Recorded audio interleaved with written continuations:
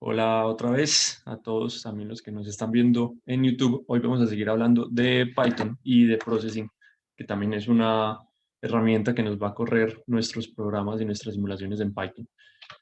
Em, Esto que están viendo aquí, ¿quién lo conoce? ¿Quién sabe qué es? Es un ejemplo para mostrarles lo que esperaría yo que ya Scratch. pudiéramos hacer. Muy bien, lo que ya pudiéramos hacer con... Espérense que no me abre el chat, por si alguien escribe. Esto es un ejemplo de lo que ya pudiéramos hacer y entender con programación. Esto es un lenguaje diferente. Lenguaje, entre comillas, es en realidad un pseudocódigo. Es como una aplicación que tiene el MIT para enseñar a programar. Podríamos haber empezado por aquí. Yo, la verdad, los primeros programas que hice en mi vida fue con Scratch y siempre me gustó mucho y lo tengo mucho en el corazón. Pero veamos que todos los lenguajes de programación, así tengan nombres diferentes para las cosas, van a ser lo mismo. Vamos a ver si entendemos cómo estos bloques llegan a este fractal tan loco que están haciendo acá. Fíjense que hay tres pedazos del código y es lo mismo que podríamos hacer en Python o en Processing. Aquí están diciendo, cuando se inicie el programa, entonces vaya a este lugar, apunte en esta dirección, borre todas las cosas y empieza a escribir, ¿cierto? Y esto rojo dice trace, no sé qué, no sé qué, y yo al principio dije, bueno, ¿y eso qué es? Si se fijan, y este es para Cristian que no ha querido aceptar el def en su vida, dicen, hey, cuando vos llames este trace, para no poner todo el código aquí en un montón de bloques, podemos definir una función. Podemos decir, define el trace con estos dos argumentos, con def y turn, que haga todas estas cosas. Miren que hay unos bloques de ifs. Si se cumple esto, hágalo de adentro. Aquí hay otro. Si se cumple esto, hágalo de adentro. Y si no, haga esto. Y luego, si se cumple esto, hágalo de adentro. Yo la verdad no he visto muy a fondo este código, cómo hace para que haga un fractal, genere un fractal en Scratch. Pero, pero fíjense que la estructura es muy, muy, muy similar. Sí, tenemos una función, eso es lo que vamos a hacer cuando nosotros creamos funciones, y es que nosotros decimos en el código principal como, hey, función, ejecútate. Pero tenemos que haber dicho en algún punto antes qué hace esa función y para eso la definimos. Si decimos def, en Python acuérdense que decimos def, la función, los argumentos, los puntos, en fin. ¿Ok? Pero lo vamos a seguir viendo a lo largo de la clase. Era un ejemplo chévere, me parecía chévere que esto creo que se puede como ver así por encima, la estructura de un algoritmo general, ¿sí? No solamente en Python, no solamente en Scratch, sino en cualquier lenguaje de programación. Por eso es lo que dicen que si ustedes aprenden uno, ya aprenden todos. Solamente hay que acostumbrarse a cómo manejan este tipo de situaciones. Bueno, continuemos. Recordemos, Python es muy chévere porque es muy bonito y es muy sencillito. Hay quien dice que si usted sabe hablar inglés, usted puede aprender Python. Eh, Recordemos, tengo todas las diapositivas de la clase pasada, más unas cosas, entonces voy a pasarlo por encima. Acuérdense que vamos a usar usando el programa Processing, en donde podemos correr códigos de Python para hacer figuras geométricas y simulaciones, y hoy ojalá si nos rinde el tiempo podamos hacer una simulación de gravedad real, ¿sí? Y incluso una simulación de n cuerpos. ¿Qué tal eso? Vamos a ver si nos da con lo que hemos aprendido. Entonces, voy a pasar también muy rápidamente esto para los que de pronto no han terminado de entender completamente por qué hacemos las cosas así en Python y dónde está la base, dónde es lo importante. De pronto hemos hablado mucho, cada clase son 2 horas, es un montón de bla, bla, bla de mi parte. Entonces, mi objetivo con estas diapositivas es como repetirles lo más importante, los puntos claves. Si están tomando nota, tomen nota de esto si no lo han tomado aún. Eh, y bueno, vamos allá. Recuerden que en Python vamos a trabajar mucho con variables. Nosotros podemos decirle, a una variable, hey, guárdame este valor, guárdame esta cantidad para hacer cosas más interesantes después.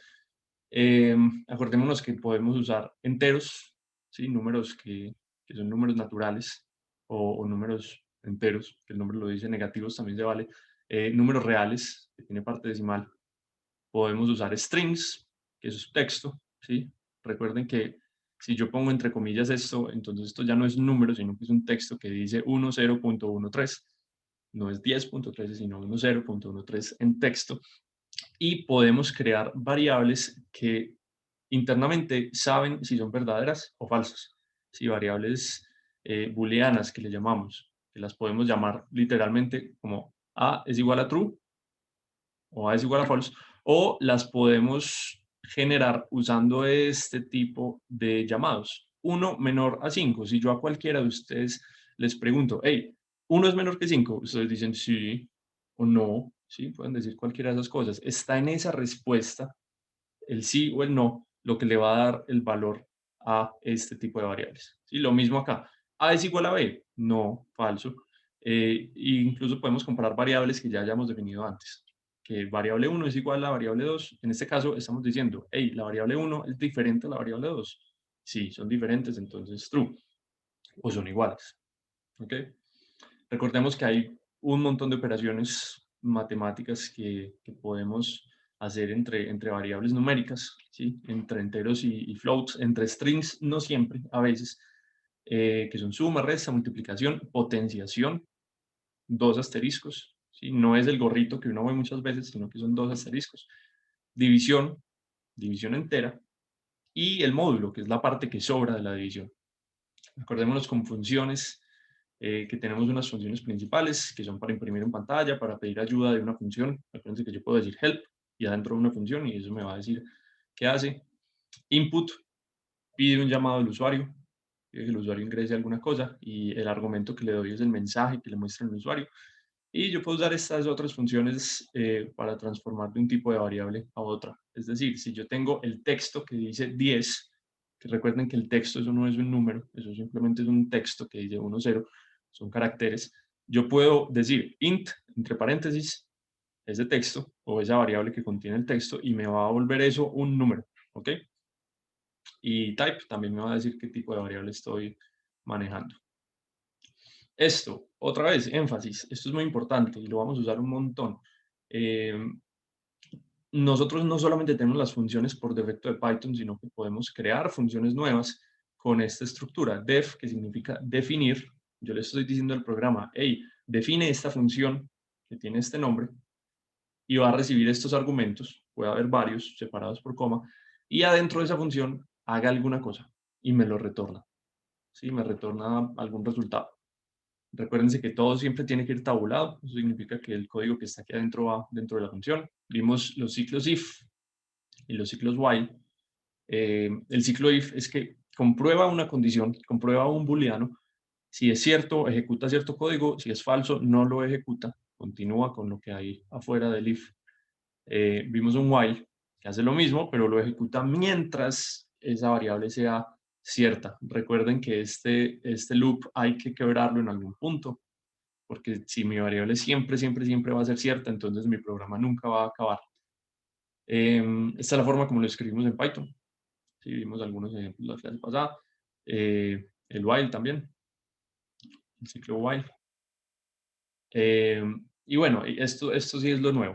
Todo eso lo pasé muy a la carrera, ya lo vieron la clase pasada, entonces no debe ser, pues debe ser como otra vez. Pero esto ya sí es lo que vimos hace 8 días, también muy medio de afán, porque yo les quería mostrar processing. Quiero mostrárselos con un poquito más de calma y de paciencia. ¿Ok? Hablamos de listas y van a ver ahorita con processing lo importantes que van a ser las listas y lo útiles que van a ser las listas. Y son variables de conjuntos, así de sencillo. Nosotros las definimos con corchetes, ¿cierto? Busquen a mí al principio cuando empecé a programar me pareció complicado porque hay muchas teclas. Los corchetes son lo que le aparece a uno cuando uno hunde el teclado al azar, ¿no? Uno por lo general no usa corchetes escribiendo, entonces búsquenlas dónde están. Por lo general están a la derecha de la ñ, ¿sí?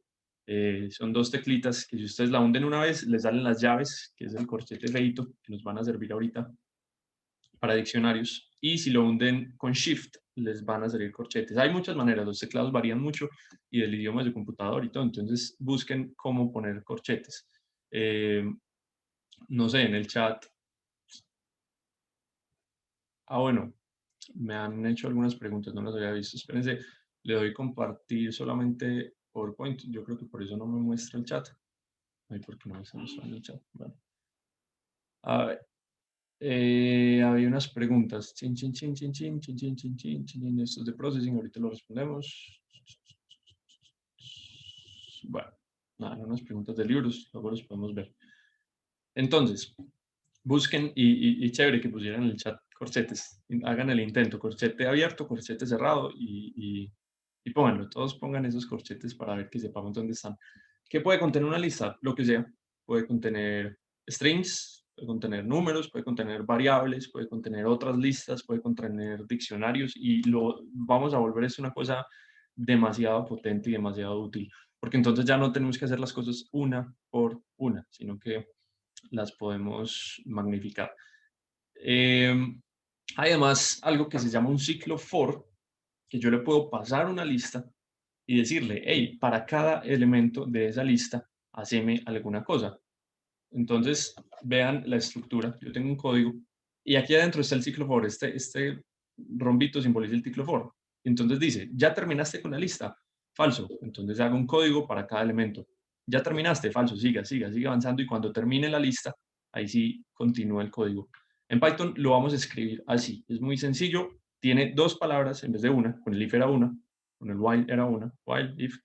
En este vamos a usar dos. Es como una frase. Por eso dicen, si sabe inglés, no se preocupe. Vamos a decir for x in a.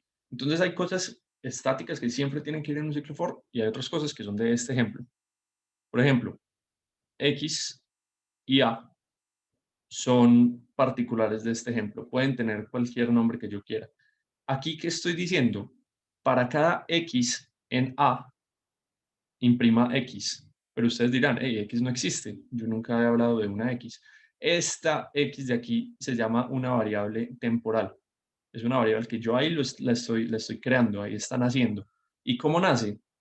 Entonces, como le estoy diciendo, para cada x en a, entonces x va a decir, bueno, yo voy a hacer igual a hola. Y hago lo que está dentro del código indentado. Luego yo voy a hacer igual a chao y hago lo que está dentro del código indentado. Luego voy a hacer igual a 1, ¿cierto? Y así. Y como pueden ver, el output de este código, de esta si este pedacito de código es hola, chao, 1, 2, 3, ¿sí? En líneas diferentes porque son prints diferentes. Yo a este X le puedo poner cualquier nombre, ¿sí? Yo puedo decir for elemento in A, ¿sí? Donde A es la lista. También lo puedo escribir y ahorita lo vamos a ver mejor. Puedo en vez de poner una variable aquí o poner la lista directamente. Y voy a hacer mucho que hago esta función que se llama rango. Entonces le puedo decir, por ejemplo, for x in range 10. Y eso va a sacar, x va a tomar los valores 0, 1, 2, 3, 4, 5, 6, 7, 8, 9. Hasta el 9, no hasta el 10. Eso es algo un poquito raro de Python y en general todos los lenguajes, pero nos vamos a ir acostumbrando. Listo. Otra cosa de las listas que quiero que ustedes lo conozcan, porque nos va a servir, es que yo puedo hacer referencia a elementos de la lista, ¿sí? Con algo que se llama índices. Si yo escribo el nombre de mi variable y pongo unos corchetes y un número, entonces eso me va a devolver alguno de estos elementos. Tienen que saber que esto está organizado así, 0, 1, 2, 3, 4. Esos son los índices. Entonces, si yo quiero el primero, tengo que poner el nombre de la lista, corchetes, 0. ¿Sí? Véanlo aquí. Hay una forma de hacer eso y es, el elemento que yo quiera es n-1. ¿Sí? Entonces, si yo quiero el quinto, tengo que poner 4. Si yo quiero el primero, pongo 0. Y si estoy yendo de atrás para adelante, eso funciona así. -1, -2, -3, -4 y -5. ¿Ok? -1 siempre va a ser el último de la lista. Entonces, si yo quiero el último elemento de la lista, uy, aquí esto está, no cambié los valores. El último sería 3 y el segundo es de atrás. Ah, bueno, sí está bien, 2. ¿Ok? Para que lo sepan. Fíjense, otra cosa curiosa de las listas, y es que los strings yo los puedo tratar como listas. Yo puedo decir, hey, dame en un string, si yo defino A como la palabra astronomía, entonces yo puedo decir, hey, dame el elemento 0 de A. Y entonces me da la letra, el string A. Dame el tercer elemento de A. Entonces me da la letra T. ¿Ok? Bien. Como para que lo tengan en cuenta. Eso es, yo puedo tratar los strings casi que de igual forma que trato a las listas. Y esto es lo último, y yo sé que algunos dirán, ah, ¿qué es esto tan maluco? ¿Qué son todos esos códigos? ¿Qué son todos esos símbolos? ¿Qué son todas estas cosas? Pero se los quiero comentar aquí al principio de la clase, que estamos pacientes, todavía no nos hemos desesperado. para que si alguna vez lo necesitan, sepan más o menos en su cabeza como, yo recuerdo que alguna vez hicimos esto, yo recuerdo que esto sirve para algo. En las listas yo puedo poner índices de inicio y de final. Yo puedo decirle, hey, yo quiero solamente este rango de acá, ¿cierto? Entonces yo le puedo poner el índice en el que voy a empezar y el índice donde voy a terminar, sabiendo que ese índice donde termino no está incluido. Entonces, si yo quiero, digamos, incluir la M, tengo que irme hasta el índice de la I. Digamos, en este caso, si yo quiero escribir ONOM, alguno que así veloz, que haya entendido de pronto esta diapositiva, la leyó solito y sabría qué tendría que decirle yo para que me diga ONOM. Ah, bueno, me falta hacer una claridad. Estas flechas no hay que ponerlas. Estas flechas lo que representan es que si yo escribo esto en un código y lo ejecuto, esto es lo que me va a retornar. ¿Sí? La flecha no es parte del código. Entonces, si yo quisiera escribir onom, que me retornara onom, pues voy a poner los índices a ver si alguno se aventura.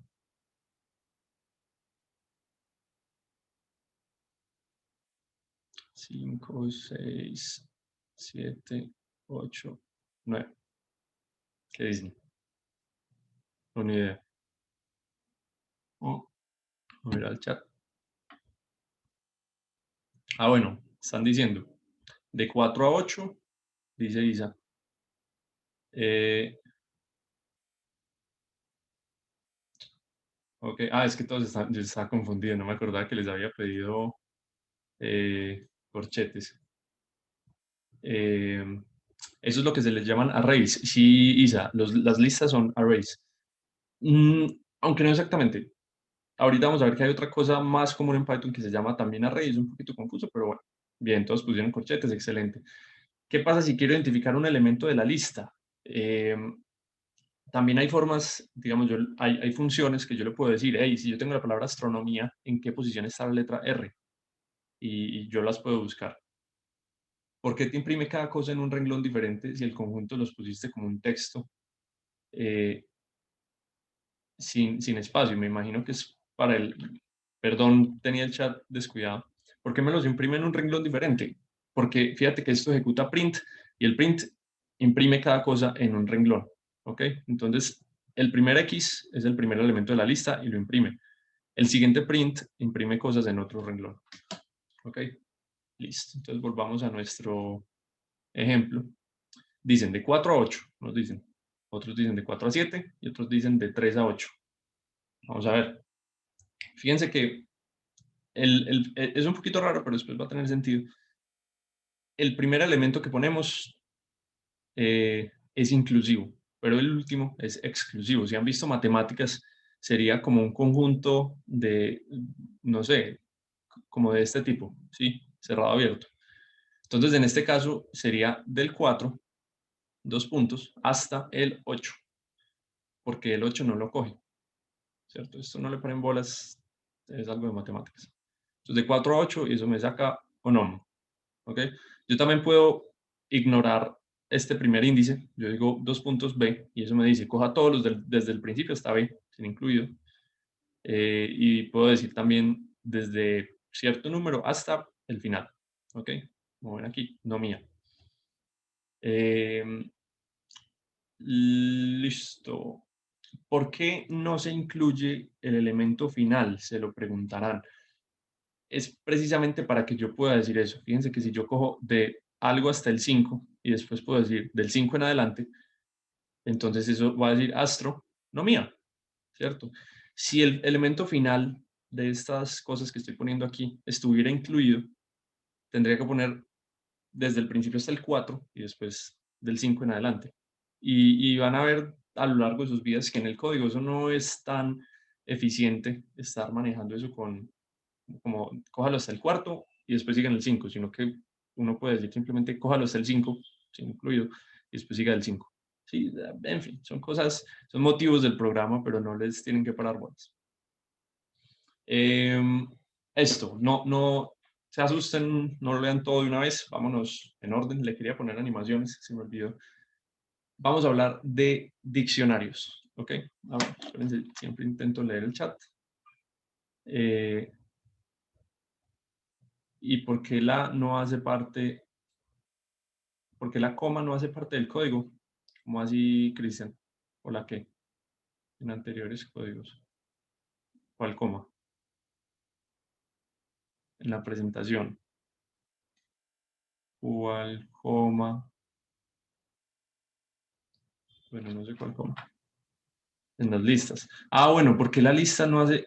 Ya, ya, ya. Gracias por la pregunta. La coma es una forma de separar los elementos. Fíjense que la coma eh, simplemente me marca el final del primer elemento y el inicio del siguiente elemento. Si yo pongo la coma dentro de comillas, ya esa coma sí va a ser un string y va a ser parte de la lista. Listo. Esto es otra cosa que vamos a usar ahorita y ahorita sí va a tener mucho más sentido. Que se llaman los diccionarios, que son parecidos a lista, solo que los definimos con corchetes. Pónganme todos corchetes en el chat. Búsquenlos. También se hacen, creo que con la misma tecla de las llaves. Sí, perdón, ya. ¿Llaves o corchetes? ¿Eso cómo se llama? Llaves. Corchetes, corchetes, llaves. La verdad, ya me hicieron confundir. Los cuadraditos son corchetes, listo, y llaves. Ok, ok, gracias. Esta huevonada, pues. Ya se me olvidó, tengo que volver a leer. Llaves. Listo. Sí, llaves. Eh, los diccionarios son como listas. Los vamos a separar por comas también cada elemento. Pero cada elemento es un par de cosas que nosotros lo llamamos clave, valor. Entonces, por ejemplo, este diccionario que estaría definiendo, este A que nombramos acá, ¿sería un diccionario de qué? ¿Que nos serviría para qué? Ajá, para sacar capitales de algunas ciudades. Eso, muy bien. Entonces yo puedo poner una clave, que es Colombia en este caso, y dos puntos, Bogotá. Entonces, en este diccionario, Colombia está estrechamente relacionado con Bogotá y España con Madrid. Entonces, lo mismo, yo puedo usar, y esto a mí también me confundió al principio, pero no se dejen confundir. Yo, vean, los corchetes, cuando estoy definiendo variables, lo voy a usar para definir listas. Pero cuando lo pongo pegado de una variable, estoy diciéndole, hey, devolveme alguna cosa, ¿sí? Le estoy pidiendo el índice. Entonces los corchetes no necesariamente están relacionados con las listas. Son listas cuando yo digo corchetes y cosas, cosas separadas por comas, en fin. Pero cuando yo lo pongo así, yo le estoy diciendo, hey, diccionario, que te llamas A, devuélveme el valor de Colombia, ¿cierto? Y te dice Bogotá, ¿ok? Todo esto que hemos visto de índices también sirve para renombrar. Digamos, esto que hemos visto aquí, yo podría decir, eh, en vez de ponerle solamente esto en el código, yo puedo decir A de 5 en adelante es igual a logía. Y eso me va a cambiar ese tramo de la variable. Y ya se imaginarán ustedes qué palabra va a quedar siendo la variable. Ahorita lo podemos probar en el coso. Eh, ok. ¿Por qué pones dos puntos en vez de coma? Muy buena pregunta, Isa. Fíjate que los dos puntos me van a indicar como la pareja, lo que va pegado. Y mira que yo pongo coma cuando paso una definición. Entonces no es que yo estoy diciendo, esto es una lista con Colombia, con Bogotá, con España, con Madrid, sino que yo estoy diciendo, esto es una lista con Colombia, que tiene capital Bogotá. Además, España, que tiene capital Madrid. Además, lo que sea, ¿cierto? Fíjense, yo puedo con este índice eh, ponerle un igual, como si estuviera definiendo una variable. ¿Y qué estoy haciendo aquí? Estoy cambiando el valor de Colombia, ¿sí? Estoy cambiando lo que tiene asociado a Colombia por algo más, en este caso Medellín. También, ¿qué puedo hacer? Puedo pedirle un índice que no existe en el diccionario si lo voy a definir como algo más, ¿sí? Fíjense que esto es igual a definir variables. Yo aquí también le puedo poner un número o lo que sea, o un booleano, y no habría problema. Pues no tendría mucho sentido para el lector, pero para el programa no hay ningún problema. Entonces, fíjense que después de yo hacer esto, de definir esta variable Colombia dentro del diccionario y esta variable Argentina dentro del diccionario, ya el diccionario, cuando lo imprimo o lo pongo ahí en un código, ya dice Colombia, Medellín, España, Madrid, Argentina, Buenos Aires, y ya no sería capitales, sino, no sé, la ciudad más bacana. Continuemos. Bueno, continuemos, no. Vámonos ya para nuestro código. Hasta ahora, preguntas. Ah, bueno, hay una buena pregunta. Chun, chun, chun. Espérense, espérense. ¿Cómo se programó Python? Python se programó en C. Python en realidad es un montón de subrutinas y rutinas de C, solo que escritas de manera tal que nosotros podamos programar en alto nivel. La pregunta es, ¿con qué lenguaje de programación se programó Python? C, C, todo eso es con C. Y se preguntarán, bueno, ¿y sé en qué lo programaron? Entonces se lo programan en Assembly, que es un lenguaje súper loco de máquinas. Por ahí alguien mandó un libro en el chat de Proa que explicaban eso. Los primeros lenguajes de máquinas no tienen estas funciones, sino que solo tienen referencias a memoria. Le dicen, por ejemplo, a una RAM, hey, guarda en memoria esto. Y ahora guarda en memoria esto. Y estos bytes, cámbialos. Y ya, tienen como 4 o 5 funciones. Entonces imagínense la locura de poder coger cosas básicas en un lenguaje de programación de assembly eh, para crear un lenguaje de bajo nivel como C o después un lenguaje de alto nivel como Python. Y assembly, ¿cómo lo hacen? También puras compuertas lógicas. Seguramente han visto las compuertas de AND. Eso, muy bien, Juanes pone ahí el sistema binario. Ustedes saben que por dentro un computador tiene puro transistor, ¿sí? Puros switchecitos que están prendidos o apagados y los conectan de cierta forma para que eso pueda reaccionar a, a estímulos externos y pueda almacenar variables y todo. Ahí les voy a compartir, si me acuerdo, si no me recuerdan, hay un canal en YouTube muy bacano que yo sigo, que es un tipo que explica eso desde cero, pues, pero desde lo más cero, cero, y explica cómo construir un computador, por ejemplo, con Arduinos, ni siquiera con Arduinos, sino con puros cablecitos y con puras tablas de circuitos. Llega un punto que uno dice, uy, ya, ya, no entendí, aquí me perdiste, pero explica cómo uno empieza a hacer, por ejemplo, una calculadora para sumar números sencillos. Sí, por ejemplo, los números, guardar números, ustedes saben que eso es en binario, entonces un 7 no es 7, sino que en el computador se representa como 1, 1, 1. ¿Sí? En fin, eso es un cuento súper, súper bacancito. Vámonos para nuestro notebook acá. Quiero que hagamos estos retos para que vean cómo nos van a servir las funciones, cómo nos van a servir las librerías, cómo nos van a servir, perdón, las listas. Entonces, les quiero mostrar estos retos al final, cómo estaban y cómo se podían resolver. Chat. Una clase de historia, sí, también. Es que algo que yo siempre les digo y es, pues yo no, lo decía Gödel, no sé cómo se pronuncia, y él decía, la historia de la ciencia es la ciencia en sí misma. La ciencia no es el conjunto de conocimientos que tenemos.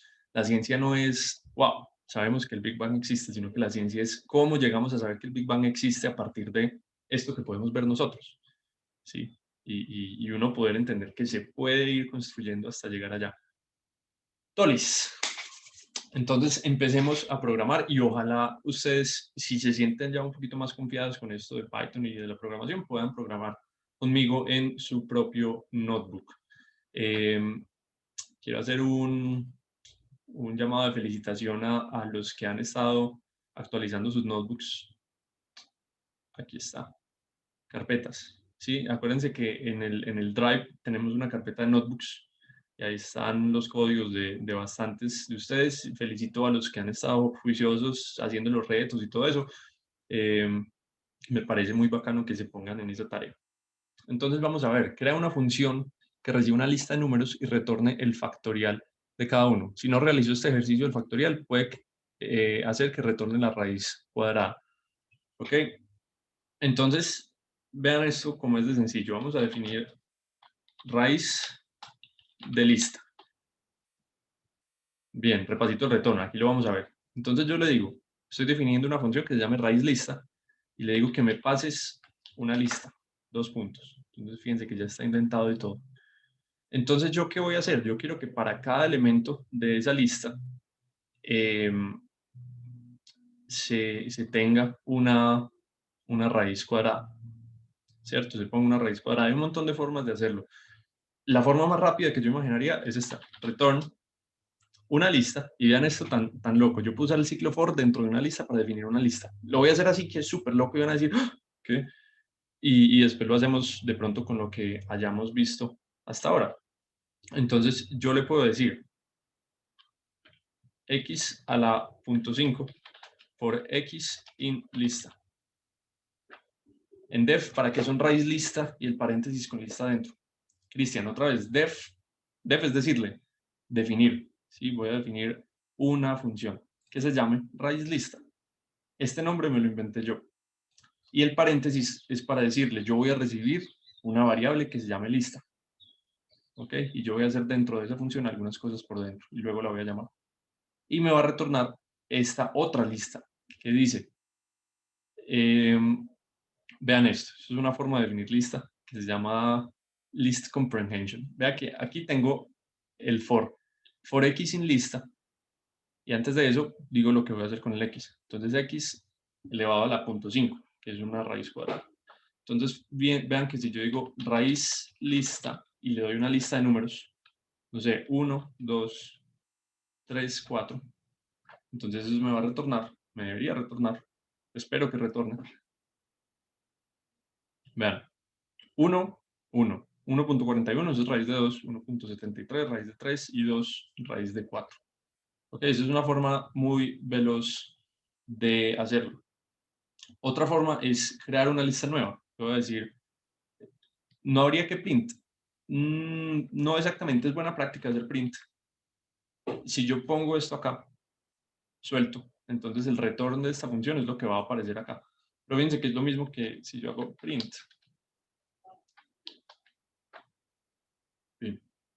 Sí, acuérdense que si yo pongo una variable suelta al final del código, eso me lo va a retornar en la pantalla.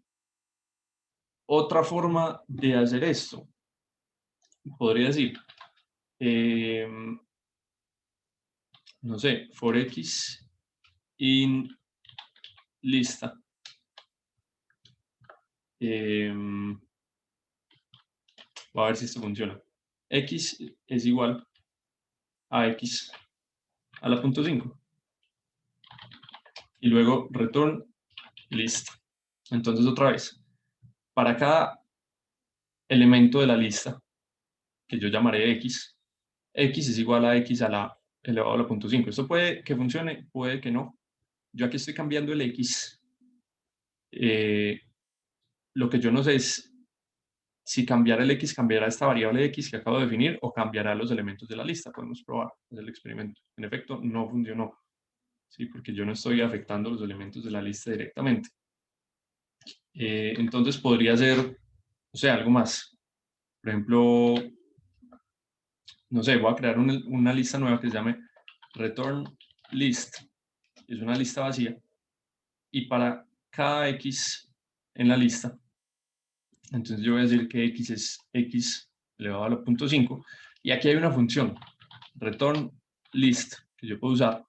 Ustedes la pueden encontrar, obviamente si no la conocen, pueden decir Python add element to list.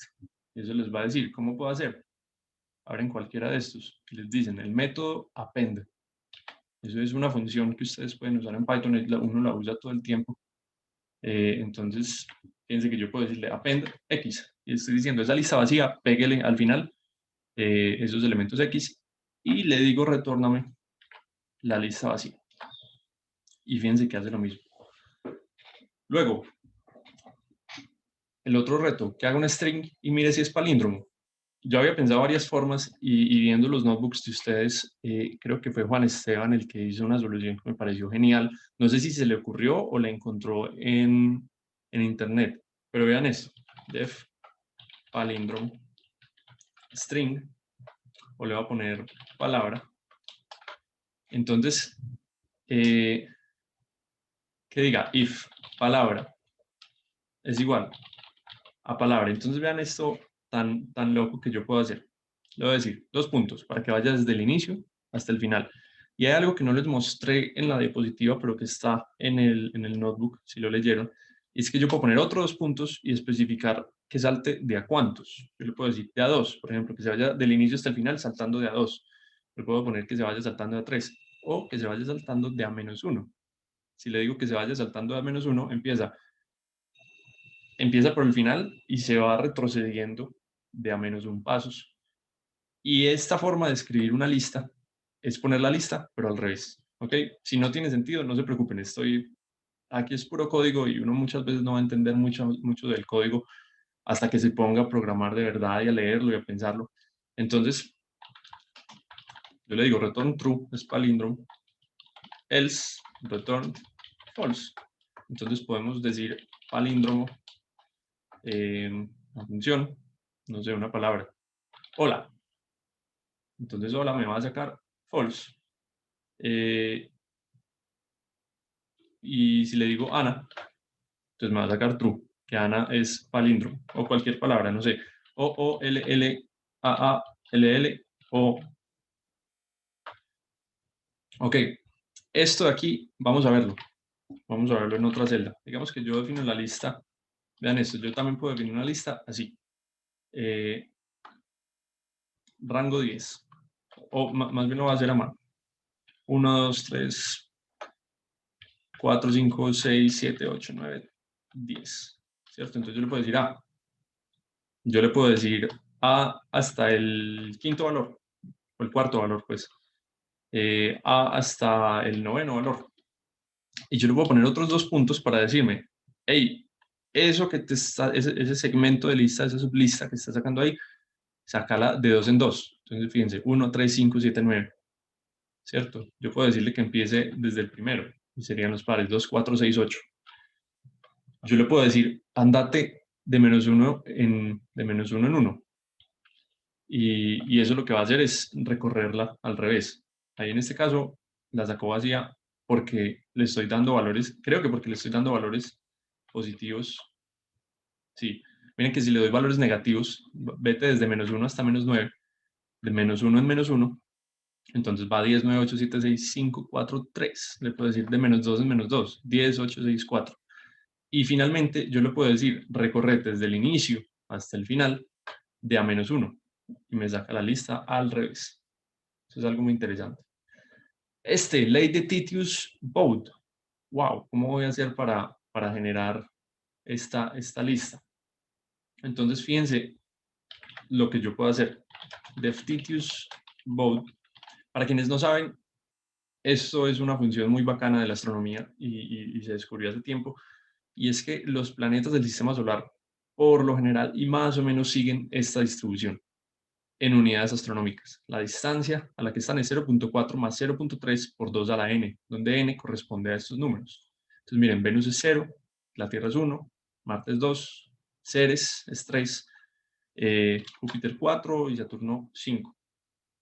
Entonces, def Titius-Bode, le puedo decir lista, la lista de los números. Y entonces ahí hay un reto que dicen, bueno, pero Mercurio, el número de Mercurio es menos infinito y en Python no existe el menos infinito. Yo podría hacer dos cosas. Podría darle un número muy negativo, muy grande, que haga esa operación y que le diga round, que lo redondee. O puedo empezar con la lista de las distancias, pongámosle así, distancias ya con el de Mercurio lleno, ¿cierto? Que Mercurio está a 0.4 unidades astronómicas. Y luego le digo, vean esto, for n in range, ¿hasta dónde nos vamos a ir? Range 6. Como les digo, ¿esto qué va a hacer? Esto es una lista que tiene 0, 1, 2, 3, 4, 5, 6. Entonces le voy a decir distancias.append, que es para agregar al final de la lista, 0.4 más 0.3 por 2 elevado a la n, y decirle return distancias. Bueno, y lo tengo que... bueno, y fíjense que ni siquiera hice nada con esta lista. Sí, puedo hacer la función que no reciba nada, simplemente me retorna. Entonces yo le digo Titius-Bode y la ejecuto. Y vean, 0.4 unidades astronómicas es la distancia de Mercurio, es la que puse yo. 0.7 es la de Venus, una unidad astronómica por definición es la distancia de la Tierra, 1.6, 2.8 la de Ceres, 5.2 la de Júpiter y 10 la de Saturno. ¿Ok? Entonces, para eso nos van a servir estas listas. Listo, no más listas, no más diccionarios. Ahorita los vamos a usar en Processing para lo que vamos a hacer. Y vamos a hablar de librerías. ¿Ok? Que yo se los comenté muy por encimita, pero quiero que vean lo potente que son todas estas cosas que podemos hacer acá. La primera es NumPy y vamos a verla con mucho detalle. ¿Cómo se pone una elipse en Processing? Me pregunta Diego. Eso es con elipse. Eso, muy bien, gracias Cristian. Entonces, para usar librerías, una librería, chicos, es algo que expande un montón las posibilidades de lo que pueden hacer ustedes en Python.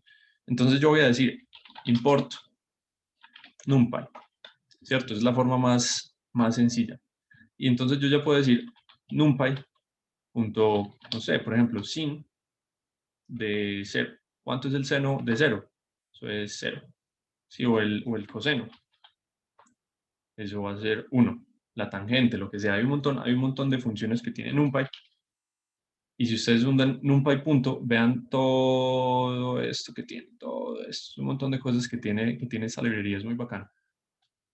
A veces incluso uno puede escribir esto, si están tomando nota para que lo tengan en cuenta. Entonces, import NumPy as np. Eso es simplemente un sinónimo de importación. Yo estoy diciendo importame NumPy, pero para no escribir siempre NumPy, yo puedo decirle impórtelo como np y yo puedo hacer lo mismo. Sí, Cristian, ahorita les comento de eso. ¿Cierto? Es una librería bastante útil, ¿cierto? Y fíjense que yo puedo convertir, por ejemplo, tengo un ángulo de 90 grados y puedo decirle deg to rad, eso es una función que tiene NumPy, y me lo convierte a radianes.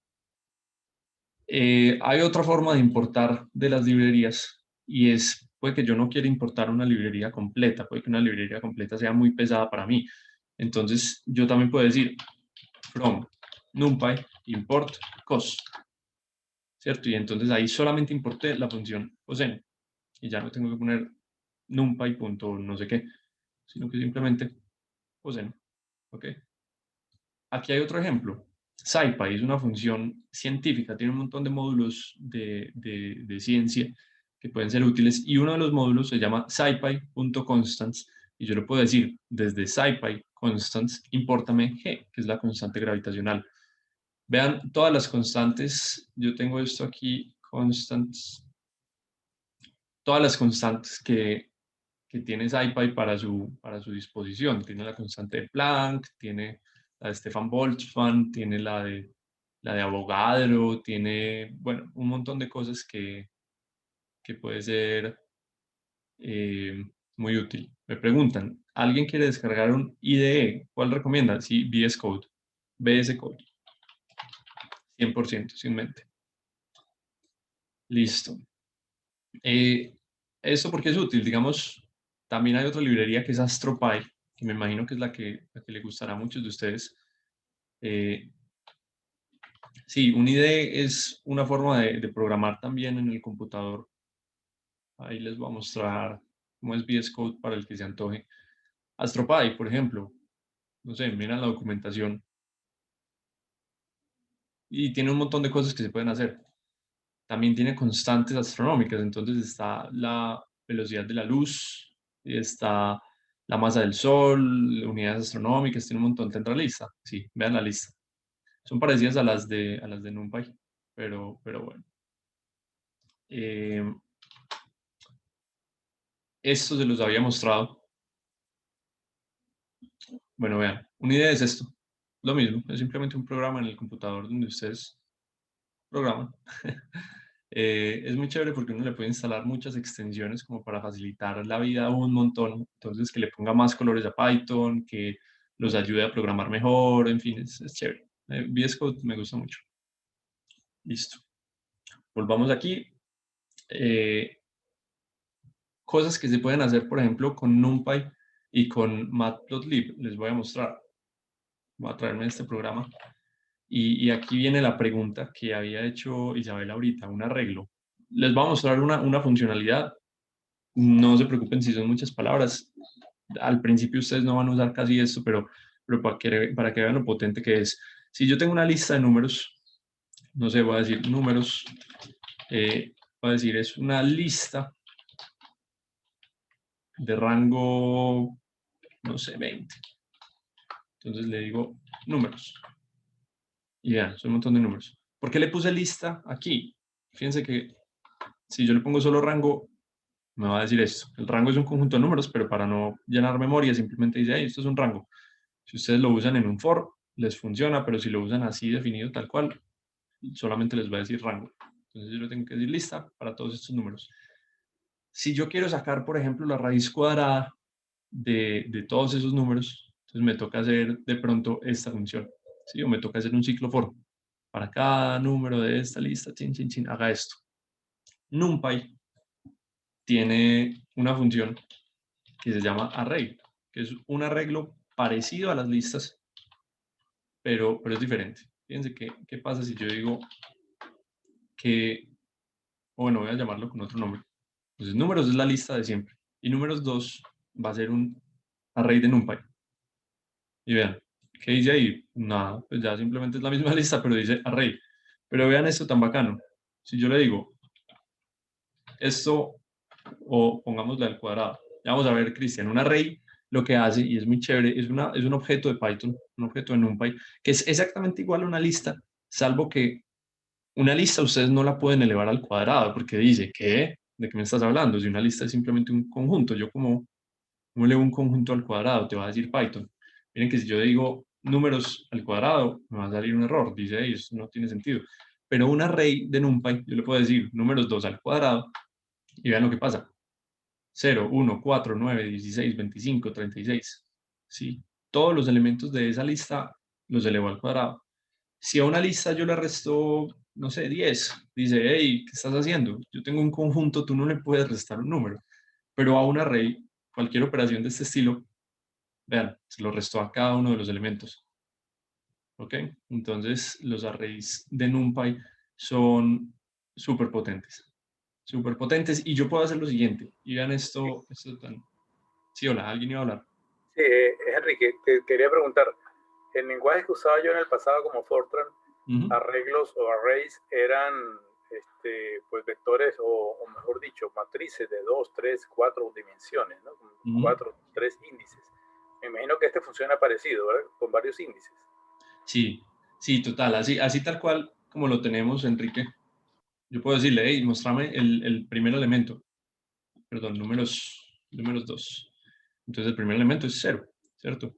Cristian me pregunta, ¿por qué números 2? Nada, simplemente es eso, gracias Isabela, porque ya números es la lista, es para ver la comparación. Números 2 es otra variable que contiene una lista, pero de las de NumPy. Entonces fíjense que yo ahí tengo un solo índice. Yo puedo poner otro índice, se me va a dañar, ¿sí? Pero si yo tengo listas de listas, veamos, no sé, palabras. Vean esto tan bacano. Yo puedo decirle, hola, chao. Tengo una lista de palabras. Y acuérdense que una palabra, un string, funciona como lista también. Entonces yo le puedo decir palabras, 0, ¿cierto? Eso va a ser hola. Pero yo también le puedo decir 0. Para esa, vean, palabra 0 es el primer elemento. Y palabra 00 es el primer elemento del primer elemento. Entonces H, ¿cierto? Esto no siempre, no solo tienen que ser palabras, ustedes lo pueden hacer de muchas formas, de muchas formas. ¿Por qué es bacano esto? Vean algo más, números 3. Yo puedo decirle que números 3 es números 2 al cuadrado. Es lo mismo que hicimos ahorita, simplemente estamos diciendo cada elemento de números 2 elevado al cuadrado, sí, sin mente. Hay otra librería, que el nombre es muy largo, el nombre es muy pelle y a mí también entre nos. Bueno, ¿por qué pusiste list? Esto es por algo especial del range, pero fíjense que yo puedo poner 1, 2, 3, 4, 5. Entonces ya ahí sí no es nada raro. Números es una lista normal. Y números 2 es un array de números. ¿Sí? Esta función numpy.array lo que hace es convertir una lista en un array, ¿sí? En una lista de numpy. Entonces yo aquí estoy diciendo números 2 es este array. Números 3 es ese array, pero elevado al cuadrado. Ahora vean esta librería. Import se llama matplotlib. Es muy chévere porque uno la usa tanto que aquí en el Colab les da la opción de poner esto de una vez. Es raro, y uno dice, yo las primeras veces decía, uy, ¿qué es esto tan complicado? Matplotlib.pyplot. Esto es para hacer plots en Python, eso es lo que dice la librería, y que me le importe con un nombre PLT para no tener que escribir todo eso, ¿sí? Haz PLT para los amigos. Y vean esto, yo puedo decirle plt.plot, ¿sí? Quiero hacer un plot, una gráfica, entre números 2 y números 3, donde el primero va a ser la X y el segundo va a ser la Y. Y veamos qué pasa. Vean. Emiliano ya se aburrió y se fue. Chao, Emiliano. Esto es muy bien. Entonces, este Matplotlib me va a servir para hacer gráficas, ¿sí? Para hacer gráficas científicas de todo tipo. Yo puedo incluso definir aquí la función. Yo puedo decir, hey, no, que sea elevado a la 5, ¿por qué no? Y vean, pum, me da una gráfica mucho más precipitada. Alguna vez lo van a usar, entonces yo le puedo decir poner, por ejemplo, grid. Y ya esa gráfica tiene una cuadrícula. En fin, son cosas chéveres que yo puedo hacer para, para hacer cosas científicas. Rebobina, no, simplemente estoy mostrando que está esta librería que se llama matplotlib.pyplot. Es una palabra muy larga, escríbanla. Si están tomando notas, escríbanla porque uno no recuerda eso el primer año de programación. Y lo estoy importando con el nombre PLT, ¿cierto? Y luego estoy diciendo, genérame un plot, plt.plot. Entonces le paso dos arrays y eso me los grafica. En fin, eso son cosas un poquito más avanzaditas, pero quiero que las conozcan. Quiero que ya Diego les está doliendo la cabeza. Me imagino, no, es que esto es súper embutido, no se imaginan mis primeras clases de programación en la universidad. Todo esto fácilmente serían 5 clases, 6 clases. A mí, porque yo sé que ustedes son tragaldabas del conocimiento y me gusta echarles todo esto en 2 horas venteado. Pero sí, no se preocupen. Yo quiero saber. A ver, todos digan de 1 a 10 con lo que hemos visto hoy, que es más o menos un repaso de la clase pasada, que lo vimos muy a la carrera y hoy lo estamos viendo más tranquilito. De 1 a 10, ¿cómo están? Ya que estamos en la primera hora. 7, 7, 9. Muy bien, Isabela. 6, bien, excelente. 5, 9, 6. Listo, listo, de 5 para arriba, ¿cierto? De 5 para arriba. Otra vez, igual. Ah, bueno, yo quiero que digan, ¿a quién le está doliendo la cabeza? ¿A quién está diciendo, uy, pucha, eso es mucho? Y es perfectamente válido. Sí, ahí Diego levanta la mano, genial. Para después, ajá. ¿Qué más dicen en el chat? ¿Quién les duele o no les duele la cabeza? Mucha cosa. Es posible.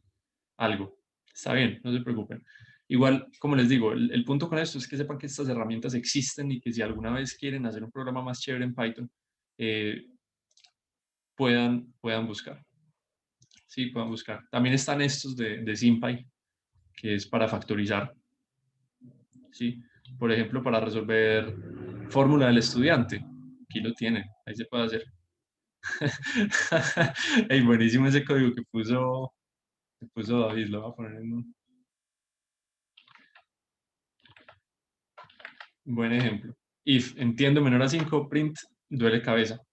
Faltó cerrar el string. Y entiendo no está definido, entonces, no sé, yo puedo decir, entiendo es un int de un input de cuánto entiende de 1 a 10, por ejemplo, sí, podemos hacer código con todo, entonces yo entiendo 2, duele cabeza, ouch. Muy bien. Todo esto hay algo que no les he mostrado y no les puedo mostrar porque no hay forma de, como de enseñar esto tal cual, pero quiero que sepan que es la herramienta más tesa, más bacana, más poderosa y no es de Python, sino de Internet. No saben hacer algo. Pues pucha, yo quiero factorizar un polinomio en Python, eso se debe poder hacer. Busquemos Python, factor polinomial. Anto, que estés muy bien, gracias por venir. Entonces, vean, cualquier cosa que yo quiera aprender a hacer, Google, muchachos, Google, todo con Google. Factor a quadratic polynomial in Python. Y todo eso lo explica, ¿sí? No sé, puede haber códigos largos, puede haber códigos sencillos. Polynomial manipulation, esto es de SymPy. Bueno, y hay documentaciones. Hay veces, la gracia es buscar cosas en Google y cacharrear por ahí. ¿Existirá alguna vez un programa que sea en español? Poco probable. Poco probable. Mentiras. Sí, muchas veces sí, digamos. Factorizar polinomio en Python. Operaciones con polinomios en Python. Miren, hay programas en español. Al parecer sí. ¿Cierto? Y aquí les están mostrando qué pueden hacer ustedes. Incluso este está mejor que las respuestas que aparecieron en inglés. Pero el lenguaje. Un programa que es en español. Ese sí, probablemente no. Pues yo habría que buscarlo. Yo quería comentarles una anécdota, Agustín, Sí, a propósito dale, de Enrique. la pregunta. Cuando yo estaba todavía en Venezuela hace ya 5 años, eh, nos conseguimos a un chico de la edad de, no sé, de Cristian o de Diego, que desde muy pequeño, que el papá es, digamos, profesor de informática en una universidad, desde muy pequeño aprendió a programar en C, y ya a la edad que tiene Diego había creado un lenguaje Python en español, de Sí, cero. sí existe. Sí, sí, pero claro, me imagino que aquí que eso no se ha difundido. Yo tengo el video que él presentó el, el proyecto y se lo voy a conseguir para que lo vean. Va. Igual es eso también lo que dice Diego, que es un idioma internacionalmente usado. Porque es chévere esto y aprender Python en inglés de una vez, porque es el lenguaje. Es como que ustedes digan, hey, yo quiero aprender alemán, pero alemán como en español, ¿sí? No tiene como muchos pies ni cabeza. O sea, podrían hacer algunos códigos en ese Python en español, chévere, pero en el momento en el que ustedes quieran traer ese código de internet o programar cosas,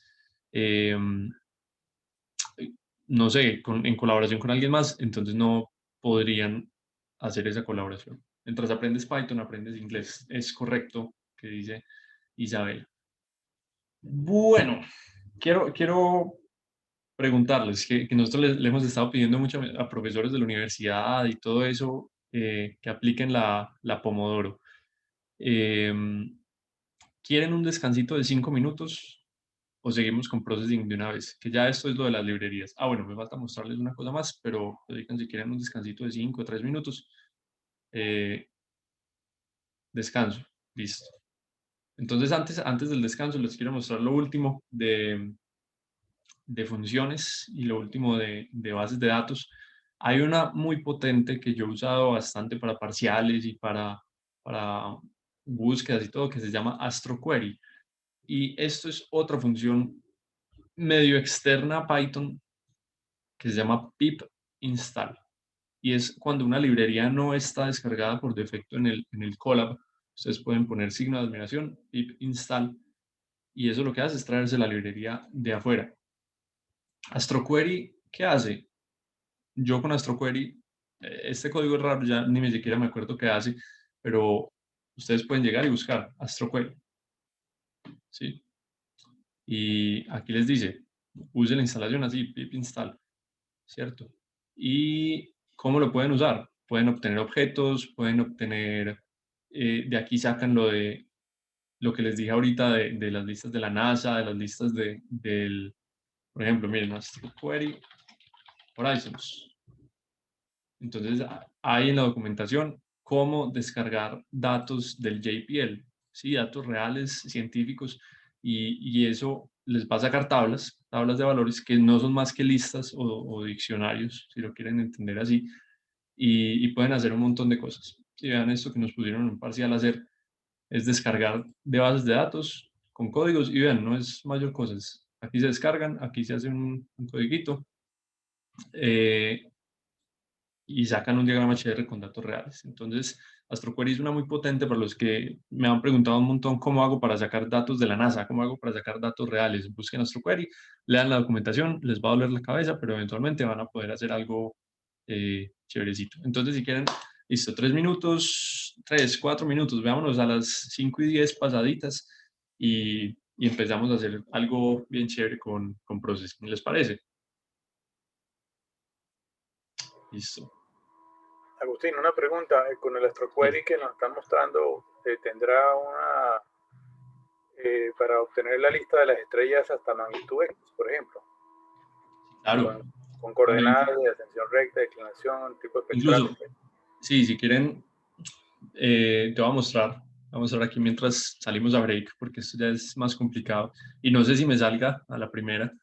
Me voy a copiar este código y vamos a probarlo mientras estamos en el break a ver si lo podemos ejecutar. Entonces yo estoy diciéndole aquí, desde AstroQuery.Vizier, que Vizier es un catálogo de estrellas, tráete el catálogo de Hipparcos principal. Y aquí yo le puedo poner un límite de rows, ese estaba en -1 para que se los trajera a todos, pero yo no los quiero todos, la verdad. Ah, bueno, me dice no module llamado AstroQuery, entonces hay que hacerle el pip. Espérate, que no veo el teclado. Pip install AstroQuery.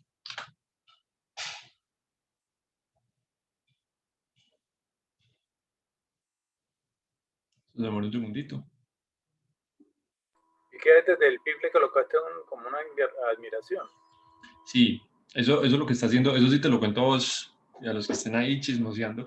Eso ya es un comando de Linux. Como esta máquina virtual de Colab es en teoría una máquina Linux de Google que tienen ahí montada en la nube. Este comando con el signo de admiración es para decirle a la máquina de Linux, no a Python, sino a la máquina de Linux, hey, búscate en internet AstroQuery y lo instalas. Que eso Pero siempre es Windows, ¿no? Pero el AstroQuery es de Linux, entonces. No, o sea, este comando es para la máquina virtual, para la máquina del Sí, Colab. pero tú Sí, tienes Windows ahí, ¿no? sí, mira que yo estoy en Windows, eso es lo chévere del Colab, que yo puedo estar en una máquina virtual y estar en Windows al mismo tiempo. Sí. Igual, cuando uno programa en el computador en Windows, uno también, no sé, a ver si, version, uno también puede instalar pip. Pip, que es un administrador de paquetes de Python. Bueno, ahí no me corrió en el Windows, pero digamos, si yo quiero instalar un paquete para mi computador de Windows, yo le puedo decir pip install AstroQuery en la línea de comandos y también funciona. Isa, eso de las librerías es en todas eso es inherente a Python. ¿Sí? Entonces veamos si ya sí funciona esto. Listo. Y veamos que nos saca. Entonces, pilla, Enrique, tenemos una tabla del número de Hipparcos, ascensión recta, declinación, magnitud visual, y estos ya son otras cosas. Entonces, fíjate que yo puedo hacer con lo que vimos ahorita de los diccionarios, yo puedo decirle, hey, dame el visual magnitud, ¿sí? Estas tablas, así puestas, lo que son un montón de diccionarios puestas en columnas. Entonces, esto es un diccionario, esto es otro diccionario, esto es otro diccionario. Entonces, yo le voy a decir, decime el visual magnitud. Y mira que me saca toda la lista con las magnitudes visuales. Yo le puedo decir, voy a ver si Una esto funciona. pregunta, ¿la tabla que mostraste anteriormente la tiene por defecto o se la definiste en los parámetros que están ahí a la hora de solicitar? Esa es la que viene por defecto, pero yo creo que uno aquí le puede, toca cacharrear y toca leer la documentación. Aquí yo le estoy diciendo, de Vizier, tráete el catálogo de Hipparcos, ¿sí? Sí, Pero esa parte la veo. ok. Y yo creo que ahí debe haber alguna forma de pedirle los... Por ejemplo, para el proyectico que quiero hacer para comenzar, todas las estrellas visibles en principio, ¿no? Coordenadas y el tipo espectral. Entonces me imagino que habrá un parámetro que me muestra las visibles solamente hasta magnitud 6.3. Sí, vamos a ver. Esto ya es menor a 6.3. Vamos a ver si esto funciona. Mira, que solamente me sacó una. Esto es una forma, NumPy también tiene esta función que se llama NumPyWare. Y esto ya es más complicadito, es de saber manejar las tablas, pero uno puede buscar. Yo voy a cacharrarle y cualquier cosa te pregunto. De una. También hay otra librería muy útil que te va a servir, se llama Pandas. Pandas es todo lo que maneja tablas y si tú sabes manejar Pandas bien, tú le puedes decir, hey, a esta tabla solamente devuélveme las que tengan magnitud menor a 6, ¿sí? Digamos, por ejemplo, menor a 10, me debe devolver más. Así que todas, menor a 8, por ejemplo. Fíjate que me devolvió algunas, todas con magnitud menor a 8. Listo, gracias. Listo, de nada. Menor a 7 tiene algunas. Ok. Entonces, continúo en el break. Yo voy a ir a llenarme agua y ya voy a venir. Voy a poner en pausa la grabación. Me recuerdan continuar grabando apenas llegue.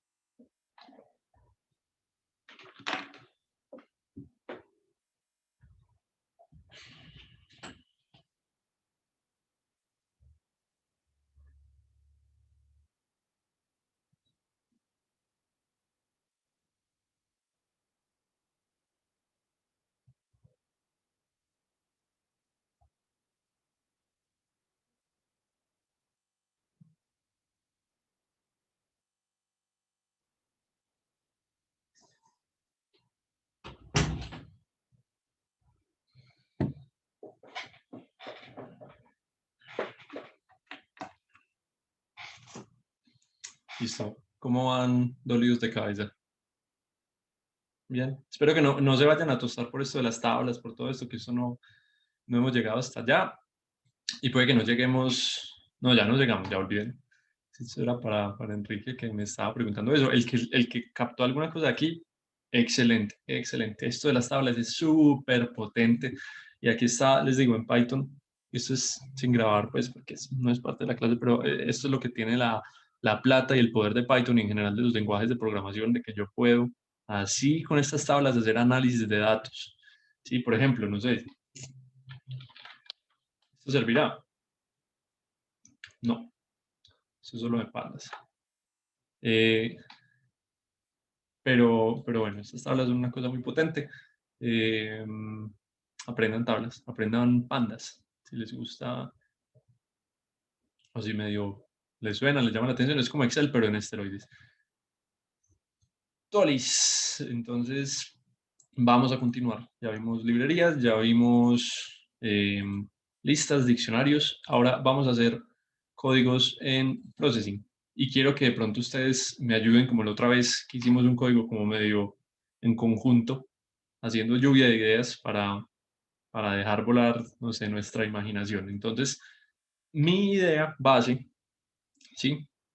Y acepto cualquier sugerencia, todas las sugerencias, de hecho, ojalá, es, hagamos un programa que simule la gravitación, ¿sí? Una bolita y que orbite gravitacionalmente otra bolita o que orbite gravitacionalmente el mouse. Entonces, esa es la base, esa es la idea base que tengo para el programa. No sé si ustedes quieran agregar alguna cosa, que haya varias bolitas, que haya n bolitas, qué cosas podemos hacer. Ya me dirán. Escucho ideas ya, o si no, mientras vayamos programando, ahí podemos ir creando, no sé, nuestro sistema solar. ¿Ok?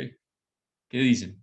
¿Qué se les ocurre? ¿Qué quisieran meterle a nuestro simulador gravitacional?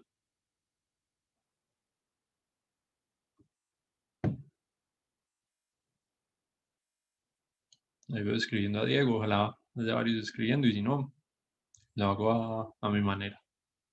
A ver qué. Y a ver si nos sale también. Pues no sé si lo que va a decir va a ser muy complejo por el programa, pero quiero simular la formación de una galaxia desde cero. Formación de una Esto sería galaxia. muy... Probemos, marica. Pues No sé, vamos a ver. Vamos a ver. Entonces, lo primero, ese es un reto grande y vamos a ver si en este tiempo nos sale. O un asteroide que golpea algún planeta y lo desvíe de su órbita. ¡Guau! ¡Uy, pucha! Podría hacerse. Podría hacerse. Lo primero es que tenemos que programar la gravedad desde cero y eso no es tarea trivial. Sí, eso no es una cosa cualquierita que podamos decir como gravedad on. Hay algunas, por ejemplo, en Python hay algunas librerías que sí hacen simulaciones gravitacionales y que ya tienen todo eso optimizado y actualizado, problema de los tres cuerpos y todo. Aquí lo vamos a hacer a lo bestia, ¿ok? Entonces, mi propuesta es usar diccionarios, que ya los vimos, para hacer lo siguiente. Yo voy a decir, primero voy a definir un objeto como un diccionario. Entonces, ¿qué cosas puede tener el objeto? Voy a decir, puede tener, y me dicen si están viendo el código, que puede estar chiquito. Entonces yo por ahora voy a definir el objeto de la siguiente manera. Voy a decir, bueno, antes, hagamos nuestra pantalla. Def setup size, no sé, 500,500. A mí me gusta usar esos números. A veces recomiendan que sean en potencias de 2, pero bueno. Y background de 0. ¿Ok? Entonces, primero veamos que no nos pase las robles y nos funcione el processing. Efectivamente, ahí está corriendo. ¿Ok? Entonces, mi idea es la siguiente. Voy a definir al inicio del programa una variable que es dame objeto. Y voy a decir que tiene una posición, si es un diccionario. Tiene una posición que... No, entonces definámoslo aquí adentro. Yo digo, objeto es un diccionario que tiene una posición que es un pivector que, no sé, digamos, 100,100, ¿cierto? Y yo puedo decir fill 255. Acuérdense que fill es para definir el color del cual voy a llenar mis figuras y voy a decir circle, objeto y su posición en X y objeto y su posición en Y. P-vector, chicos, acuérdense, yo creo que lo comenté en la clase pasada, es simplemente un vector, es un elemento de processing especial que tiene posición en X y posición en Y. Va a ser súper útil para estas simulaciones físicas que trabajamos con vectores, con posiciones, con velocidades, porque entonces yo puedo decirle a este elemento, a este vector, punto X, y me saca la parte en X, punto Y, y me saca la parte en Y. Fíjense que yo esto lo podría hacer de la siguiente forma también. Podría decir, esto es un array que está en 100,100, y aquí en vez de decirle punto X, le digo el elemento 0, y aquí en vez de decirle punto Y, le digo el elemento 1. Sí, pero yo creo que es más enredado hacerlo así con listas que con vectores.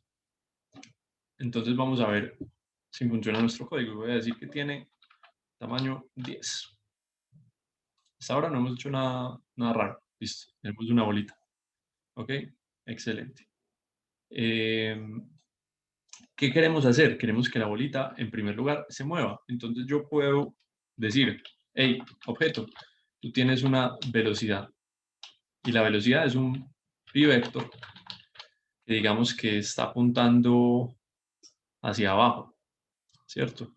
Entonces podría decir que esto es así, porque recuerden que en processing el componente vertical es 0 arriba y va aumentando hacia arriba. Entonces yo quiero, digo, va aumentando hacia abajo. Entonces si yo quiero que la velocidad apunte hacia abajo, lo puedo poner así. Ahora, ¿quién me dice de pronto una sugerencia? ¿Cómo hiciera para que la bolita se moviera a esa velocidad?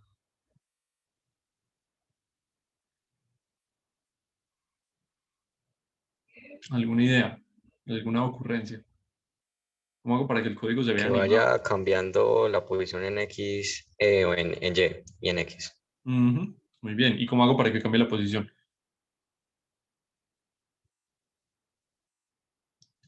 Pero esa es la respuesta. Sí, y hacia allá vamos. Vean. Recuerden que cuando yo quiero que mi processing, que mi programa se mueva, ¿sí? que tenga vida, que tenga animación, entonces yo le puedo decir def draw, ¿cierto? Entonces de aquí yo voy a hacer algo que me va a sacar un error y ya van a ver por qué. Y yo le voy a decir el objeto, posición, ¿sí? Acuérdense que aquí estoy diciendo, hey, aquí estoy llamando en ese diccionario a la posición del objeto. Qué cosa más fastidiosa. Chao. Estoy llamando a la posición del objeto. Y yo le puedo decir .add, que es una función que tienen los vectores. Por eso los vectores aquí en Processing son tan potentes y les recomiendo que cuando vayan a hacer este tipo de simulaciones, busquen la página de vectores y vean todas las cosas que tienen. Igual, yo también le recomiendo un libro para el que le encarrete esto. Es un libro de Processing, pero está en Processing de Java. Entonces, igual no es tan difícil. Explican un montón de cosas súper bacanas. Si ustedes aprenden un poquito de Java, explican muy bien cómo hacer muchas cosas muy chéveres de processing. Entonces, yo podría decirle que a la posición le agregue la velocidad cada vez que la función draw se llame, ¿sí? Cada vez que la función draw sea ejecutada. Pero si yo hago esto, me va a salir un error, porque dice, hey, pero vos no has definido objeto. Si ese objeto no existe, ¿qué es objeto? Entonces, eso significa que el objeto yo lo definí dentro de la función setup y no existe para draw. Entonces, yo puedo hacer eso. Fíjense que si yo lo defino por fuera, ¿funcionará en draw? Funciona. La cosa es que no está cambiando nada. ¿Por qué? Porque yo no lo he dibujado. No he dibujado el círculo. Vamos a ver. Background 0. Y veanlo aquí. Creo que funcionará. ¿Sí? Se mueve. Tenemos un objeto que tiene una posición. Un objeto tiene una posición y una velocidad. Y en cada segundo, en cada instante, a esa posición se le agrega su velocidad. Eso es física cinemática. ¿Ok? Hasta ahora vamos bien o no bien. ¿Qué dudas hay? ¿Tiene sentido? ¿No tiene sentido? Fíjense que es un código de cosas que hemos visto, salvo lo de PyVector. Y ya. Sí, ¿qué pregunta Pero tenías? tengo una pregunta. Dale, dale. ¿Por qué el background va en draw? No entendí esa parte. Muy buena pregunta. Eso es algo que si yo lo quito, ¿qué creen que pasa? ¿Alguien se imagina qué puede pasar si yo quito el background de draw? Una línea. Muy bien. Si yo no estoy reemplazando el fondo, mira esto, va a ser una línea. Ahí se ve así como grisecita porque en este momento tiene stroke, ¿sí? El círculo tiene borde, pero si yo le digo no stroke, entonces va a ser una línea completica. Que eso es algo bonito. Yo cuando me di cuenta de eso la primera vez aprendiendo processing, hice un programa, miren, les muestro, es chéverecito. Lo guardé en arte incluso. Pinturita orbital. Y es un programa de varios objetos que interactúan gravitacionalmente con el mouse y todos dejan la huella, ¿sí? Y eso es simplemente quitarle el background. Vean que ahí el background está comentado en Java y queda una cosa chévere.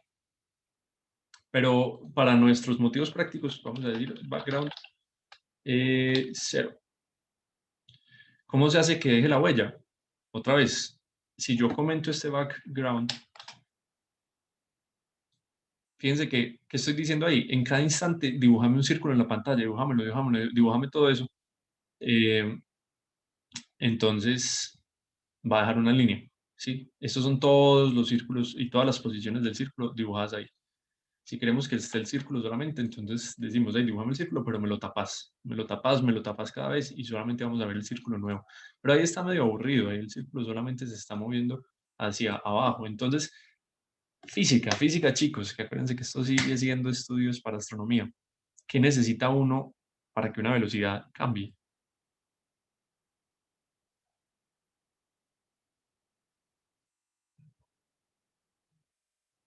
Muy bien, aceleración. ¿Cómo podríamos agregar aceleración? ¿Alguna idea? ¿O qué tipo de aceleración podríamos agregar?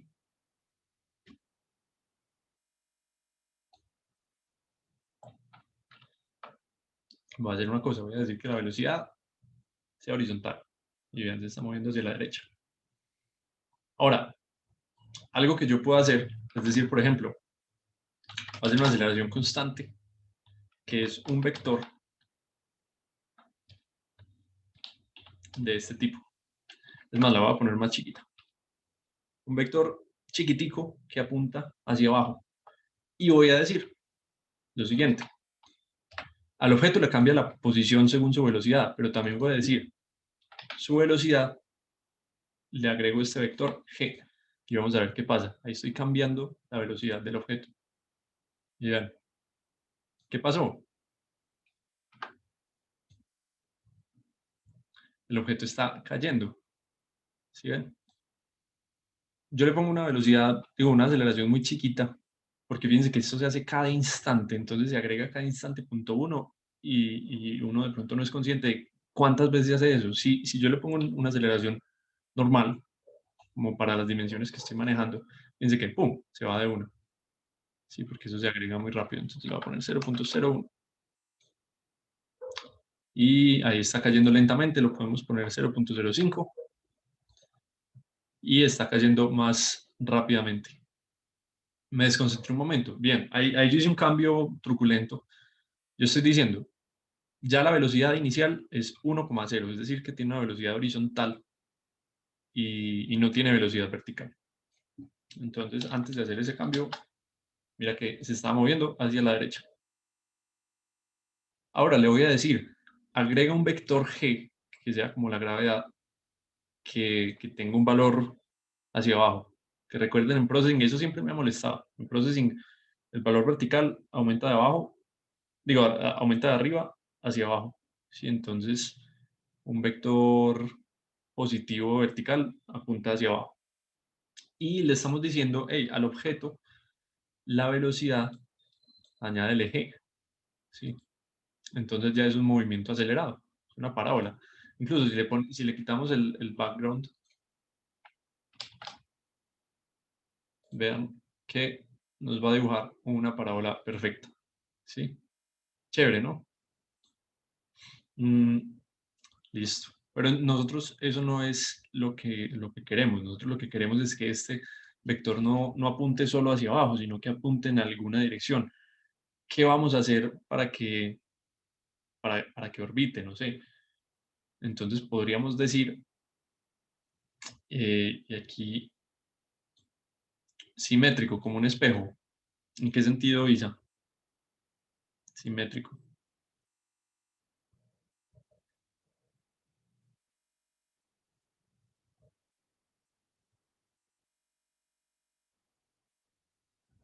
Bueno, para dibujar el otro lado de la parábola. Ok.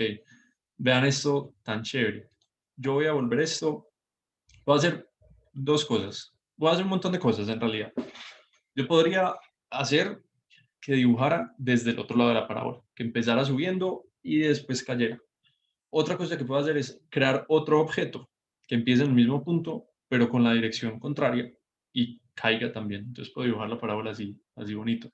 Entonces yo podría decir que este es el objeto 1 y voy a copiar esto y voy a hacer el objeto 2, pero eso rápidamente se nos va a crecer el código y eso a mí no me gusta. Entonces voy a hacer lo siguiente. Voy a decir objetos, va a ser igual a una lista. ¿Sí? Y vean cómo lo voy a cambiar aquí. Los objetos son una lista. Y en el setup, cuando se inicie el programa, voy a decir bueno, objetos, y voy a decir cuántos objetos quiero. En este caso quiero 2. Entonces voy a decir for i in range 2. Eso es algo que uno hace mucho. Voy a decir enumerame los números en el rango 2. Y acuérdense que rango hace lo mismo que lista. Empieza de 0, 1 y el 2 no lo incluye. El número que pone ahí, 1 no lo incluye. Eso es para que haga una lista de tamaño 2, 0 y 1. Entonces voy a decir objetos.append. Y aquí sí le voy a pegar el valor este, ¿sí? El objeto. Entonces va a crear 2 objetos idénticos aquí. Y para decir que el otro vaya en la dirección contraria, puedo decir, no sé, lo siguiente, objetos 1. Entonces voy a coger el segundo objeto. Velocidad. La puedo multiplicar por -1. ¿Ok? Y vamos a ver si eso funciona. Bueno, no va a funcionar porque todo esto sigue hablando de objeto, de un solo objeto. Entonces, vamos a cambiar esto. O a cambiarlo, no.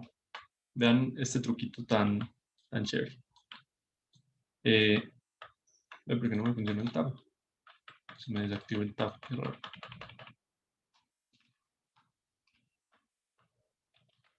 What? Se me enloqueció esta vuelta. Se los juro. Bueno, no lo va a borrar entonces. ¿Será que le di insertar? Bueno, no sé por qué se pudo portarse mal. Dejamos el background en el comentario. Y le voy a decir, para cada objeto, in objetos, 2 puntos. Y voy a decir, el objeto, bueno, voy a ver si me deja pegar. No. Voy a decir, la posición del objeto, que le agregue la posición, digo que le agregue la velocidad del objeto. Voy a llevar este G para aquí arriba y voy a decirle la velocidad del objeto, agrégale G. Luego le voy a decir, esta es la parte que dibuja el círculo, no stroke, fill 255. Le voy a decirle circle, donde la posición en X, la posición en Y y tamaño 10. ¿Cierto? Entonces, fíjense que para cada uno de esos objetos que yo definí en la lista, otra vez, lo voy a hablar desde el inicio. Tengo una lista vacía. Aquí en el setup digo que para el número 0 y para el número 1, o sea, que haga esto 2 veces. En la lista vacía agregue un diccionario. ¿Sí? Entonces, el primer paso es agregar un diccionario con estas características. El segundo paso es agregar otro diccionario. Ya tengo una lista con 2 diccionarios y le cambio la velocidad a la primera. Vamos a ver si esto funciona. ¿Cómo se puede volver a activar el tab? También se te desactivó el tab porque no me funciona. Eso sí me frustra un montón. Será un...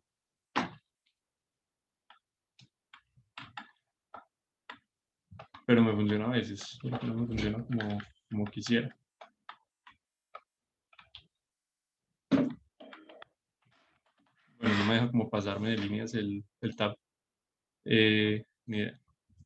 Bueno, entonces, ¿qué error me salió aquí? ¿Dónde salió el error? Bueno, acuérdense que a veces esto se porta, es como se rancha. Entonces me pide que todas las variables que están afuera de los códigos yo las declaré así. Bueno, yo había usado un n que lo puedo usar acá. Entonces ya no solo se hace para 2, sino para cuantos yo quiera. Y voy a pegar esto aquí también para decirle que use las variables globales. Vamos a ver si ahí funciona.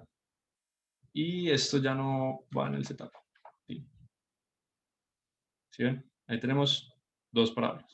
Pues o una sola parábola dibujada por 2 objetos. Podríamos decir la posición que lo haga en toda la mitad de la pantalla. Wow. Y vean eso tan bonito. ¿Ok?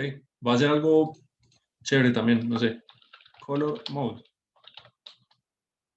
Yo se los comenté. Normalmente nosotros trabajamos con los colores RGB, pero HCB es lo que se llama Hue Saturation Value. Y eso nos va a permitir que si yo aumento un contador, el color cambie a lo largo del arco iris, ya van a ver. Entonces le voy a decir, fill, va a ser un color, acuérdense que esto es un color, entonces le voy a decir, no sé, 200, 200. Entonces es un color con saturación 200 y con valor 200. Si la saturación es 0, si juegan alguna vez con colores, eso es lo más interesante. Si la saturación es 0, es un color gris. Si el valor es 0, es un color negro. Y este número va a determinar como ¿cómo definirlo? Como la posición en el arco iris. ¿Ok? Entonces voy a definir el número afuera. Voy a decir que empieza en 0. Y le voy a decir que en cada paso le sume 1. Y vamos a ver qué pasa. ¿Sí ven? Tenemos una parábola arcoíris. A mí eso me parece bacano. Y no es un poquito llegar a esto, de pronto uno tiene que descubrir cómo funciona la saturación y todo, pero por algo les estoy contando. Y yo creo que es lo más chévere, lo más potente, poder jugar eso con los colores. Bueno, pero entonces a lo que vinimos, nosotros no queremos una parábola, nosotros queremos que estos cuerpos orbiten alguna cosa. Entonces yo le voy a decir que G ya no sea esta cosa constante, ¿cierto? Yo ahora quiero que G puede ser un vector que apunte al mouse, ¿sí? Para cada objeto que sea un vector que apunte al mouse. Entonces yo le voy a decir que la fuerza gravitacional es, voy a decirle, la posición subtraído, eso es otra función que tienen los vectores. Sí, yo les comparto el código apenas terminemos la clase. Entonces voy a ver, no sé si esto irá a servir. Que es un vector que, si lo miramos en Paint, a veces tiene más sentido. Y yo sé que, digamos, aquí está Mateo, creo que está Mateo todavía. Y nosotros tuvimos una discusión alguna vez de cómo era eso de los vectores, cómo funcionaba y cómo yo puedo definir la posición de un objeto respecto a otro. Entonces, fíjense que estas son mis coordenadas en Y, estas son mis coordenadas en X. Entonces, cualquier bolita, cualquier cosita va a tener unas coordenadas X, Y. Y digamos que el mouse está aquí. Yo quiero un vector que sea así, ¿cierto? Y este mouse tiene coordenadas, no sé, MX y MY. Entonces, ese vector, ¿cómo lo obtengo? Ese vector lo obtendría cogiendo el valor de este vector y restándole este, o al revés. No sé si Mateo se acuerda cuál de las dos será. Pero es un vector relativo entre un objeto y el otro. ¿Sí? Yo creo que es, bueno, vamos a probar las dos formas a ver cuál nos da atracción. Yo creo que es este menos el vector del mouse, que es así como lo tenemos. Y vamos a ver si cambia muy rápido. No cambia. ¿Por qué no está cambiando?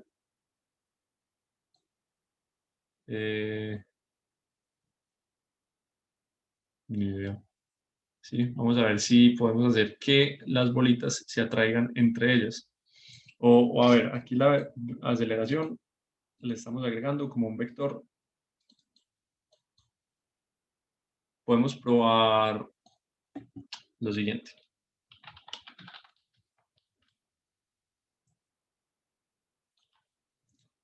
X menos la posición del mouse y esto es y menos la posición del mouse. A ver si así funciona. Le estamos diciendo que la velocidad le agregué g. No está funcionando. Me hizo quedar mal el código. Qué charro.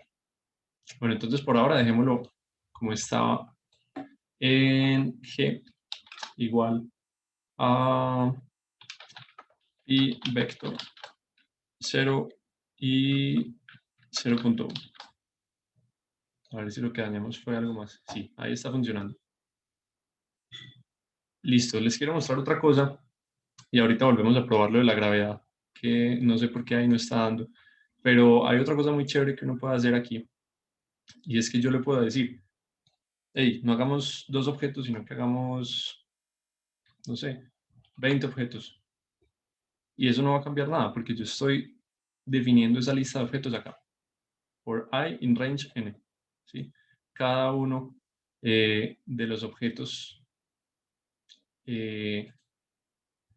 se agrega a esa lista de objetos grandes. Entonces yo le voy a decir esta vez la posición que no sea en la mitad y en 100, sino que sea, no sé, random width y random height. Eso es una cosa muy chévere porque va a decir, hey, asigne un número aleatorio entre 0 y width y entre 0 y height. Y hagamos lo mismo para la velocidad. Ah, bueno, truco, lo que voy a hacer a continuación. Yo puedo hacer lo siguiente, es una trampita. Si yo tengo un diccionario o una lista muy grande, yo puedo mochar la línea para que no se me vaya hasta el infinito, sino darle enter. Y no sé, vamos a hacer lo mismo. Que el pi vector esté definido con un número aleatorio entre -1 y 1. Y veamos qué va a suceder. Son puras bolitas que aparecen y que se caen. ¿Qué pasa si la gravedad es 0? Son puras bolitas que evolucionan y viajan a través de la pantalla cambiando de color. Chévere, ¿no? Ahora, ¿cómo hiciéramos para agregar gravedad? Vamos a pensar eso. ¿Por qué no funcionará eso de la gravedad? Tenemos una velocidad. Intentemos que graviten el centro de la pantalla. Entonces, yo voy a decir que para cada objeto, si la gravedad es negativa, las cosas irán hacia arriba. Sí, sí, precisamente. Podemos probar. Antes de hacer una gravitación newtoniana. Entonces yo le puedo decir menos 0.1. Fíjense que ya las cosas, wow, como son parábolas hacia arriba. ¿Ok? Listo, sigamos. A ver, ¿cómo podemos definir esa gravedad newtoniana? Vamos a decir que la distancia de cada cuerpo al centro de la pantalla es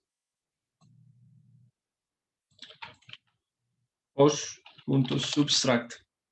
¿O será que la función subtract no funciona como yo creo que no me funciona ahorita? Vector width medios y height medios. Acuérdense que tienen preguntas. Yo estoy aquí solamente mostrándoles un montón de cosas que podemos hacer en Processing con cosas que hemos aprendido. Si no entendieron algo, si quisieran hacer una propuesta, si creen que saben dónde está el error de la gravedad, entonces digan. Agustín, si en el caso de la definición que estás haciendo de la gravedad, el X y el Y, el X, por ejemplo, lo reemplaza por la diferencia entre el punto y el mouse, que ya lo había escrito, pero eso tienes que acotarlo, ¿no? Porque si lo dejas muy grande se va muy rápido. Sí, acotarlo de 0 a 1, supongo, ¿no? Totalmente. Lo que me... Ah, ¿sabes qué? O sea, reemplazar los dos parámetros de la G, el X y el Y, por la diferencia acotada.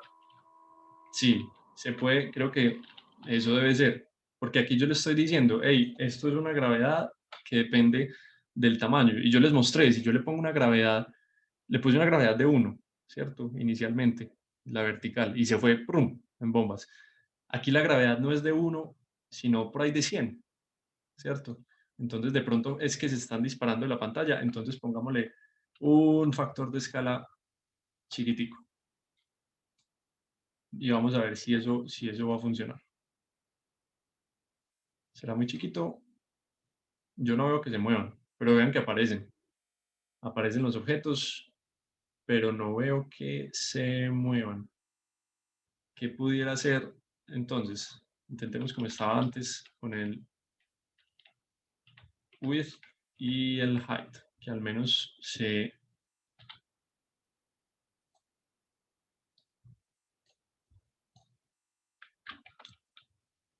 Yo creo que es eso que dice Enrique, pero será factor de escala. Porque no se moverán, no sé. Y si lo multiplico por 0, esa aceleración también se pierde. Y solamente están saliendo poquitos círculos. No sé, escucho ideas, escucho preguntas también.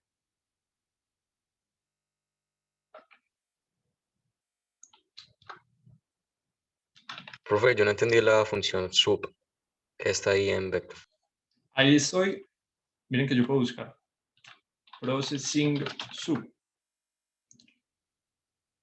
Y es simplemente una resta entre dos vectores. Subtracts x, y, z components de un vector y subtrae un vector de otro. Entonces, fíjense que yo también lo puedo poner de esta forma, pi vector punto sub, el uno menos el otro. Podrías usar add menos 1 por el vector. Sí que debería ser exactamente lo mismo, pero creo que no va a funcionar tampoco. Ah, bueno, otra idea que tenía era de pronto hacerlo más como la ley de la gravedad. Que recuerden que la ley de la gravedad son unas constantes sobre r cuadrado en dirección del vector normalizado. Entonces, espérense, lo dibujo en Paint para que vean. Fíjense que si yo tengo una masa 1 y una masa 2, la fuerza de gravitación es GMM sobre la distancia al cuadrado por el vector gorrito, ¿sí? Donde el vector gorrito es este normalizado, pero hay una forma de escribirlo y es esto a la 3 por el vector normal de distancia entre este y este. ¿Por qué? Los que han visto vectores, los que no se preocupen. La idea de hoy es concentrarnos en el código. Los que han visto vectores verán que esto es la magnitud del vector por el vector en su dirección. Y esta magnitud se nos cancela con una r a la 3, entonces tenemos la misma fuerza gravitacional. Entonces vamos a ver si logramos generar ese efecto. Entonces voy a decir D. Bueno, G, M, M son constantes. Yo no he definido masa de la bola, no he definido la constante gravitacional, entonces puede ser una constante ahí que yo me invente. Y lo voy a dividir entre d.mag, que es la magnitud de ese vector distancia elevado a la 3. Muy posible que no funcione tampoco porque ya tenemos una mala racha y este paréntesis lo puse mal. Elevado a la 3. Y esto, ponerle F. Nada, no nos está funcionando la gravedad. Qué tristeza, quería que funcionara la gravedad para hoy. Pero bueno, si algo dejemos así, yo les muestro, voy a quedarme mirando esto a ver dónde estará el error.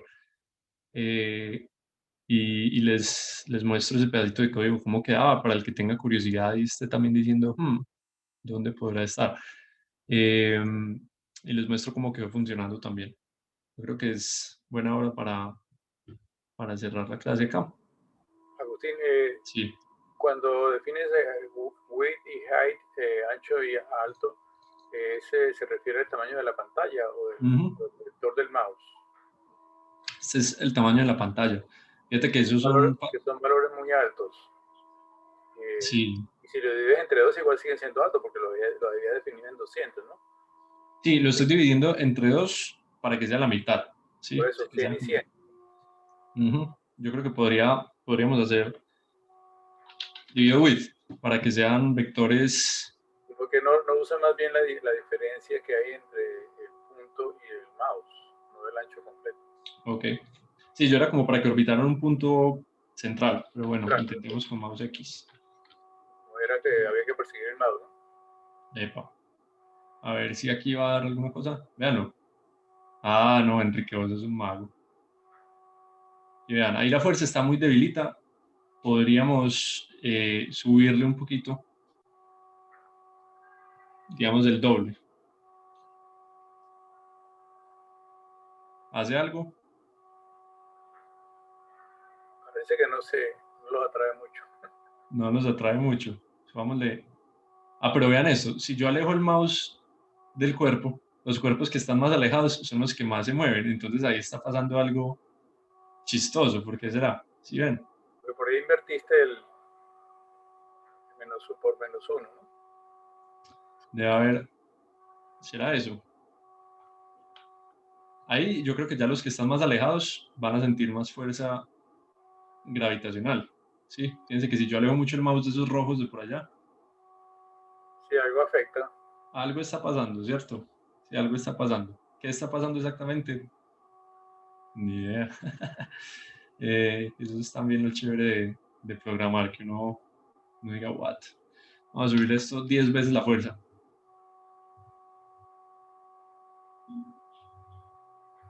Sí, vean esto como tan raro. Pero déjalo quieto a ver si se van hacia el mouse, por ejemplo. O sea, vuélvelo a iniciar a ver. A ver, iniciémoslo.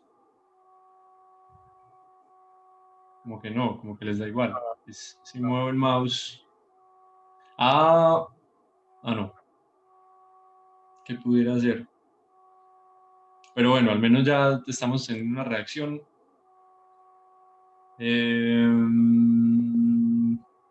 Bueno, ni idea. Ahí les queda también. Y con el sub. Yo creo que debe ser lo mismo, pero. Y fíjense que si muevo mucho el mouse, hacen como culebritas. Sí, o sea, sí hay cierta interacción, solo que pues hay que regularla. Sí, está súper charro. Si le ponemos al velocidad, aceleración, sí, no, ni idea qué será.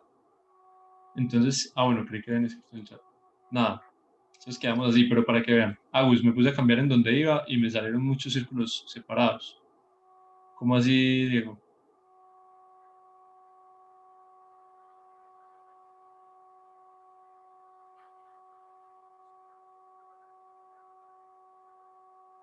Bueno. A ver, tenemos un objeto, composición y velocidad. Background, add, fill, no stroke, circle. Mira, Diego, que estás poniendo el circle afuera del draw.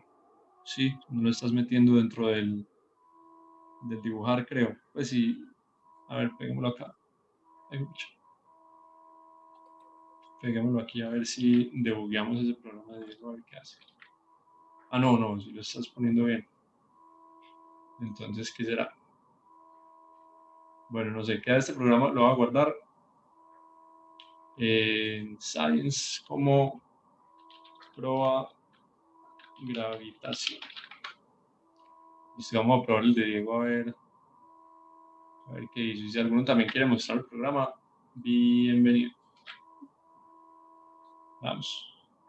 Wow, qué nota. Eso que está pasando, Diego, eso se está pasando porque la velocidad está súper alta. Entonces, fíjate que si la velocidad es lenta, él se va moviendo y va dibujando el círculo ahí. Pero aquí la velocidad es tan alta que no da pasos chiquitos, sino que da pasos agigantados. ¿Sí? Entonces, en cada frame salta esa cantidad de espacio. ¿Ok? Súper chévere. Bueno, en fin, la invitación es a que cacharren con eso, hagan como yo y hagan código que no les dé. Con eso uno aprende un montón y frustra bastante, pero también es como, wow, ¿cómo hago para solucionar eso? ¿Cómo hago para simular gravitación? Entonces, Dolis, eso sería, Diego, ¿cómo digo? P vector es ese, yo lo que hice fue cambiar en esa última parte, ahí en del P vector en la uno, la última parte. Sí. Te cortaste, Diego, o me corté yo, no sé. En la última parte, aquí. No, en la última parte del renglón uno. Ok, aquí estamos agregando la velocidad No, y... ¿O cuál el, es la el, última parte? el renglón que dice uno, el primer renglón Ok, de todo, ahí al sí. final. Ah, ok, eso. Mira que esa velocidad es gigantesca. Mira que si se la cambio por 1,1, ahí sí cae. Se mueve y cae. Ok. Sí, sí, eso uno se lo cambia y le sale así, Eso. así. Y mira que si ponemos una velocidad hacia arriba, pum, sube un poquito y vuelve a caer. Chévere, esos son parábolas. Eh, Listo, yo creo que no siendo más, voy a dejar de compartir aquí. Voy a dejar de grabar. Chao YouTube, los que lleguen hasta acá, berracos, 2 horas.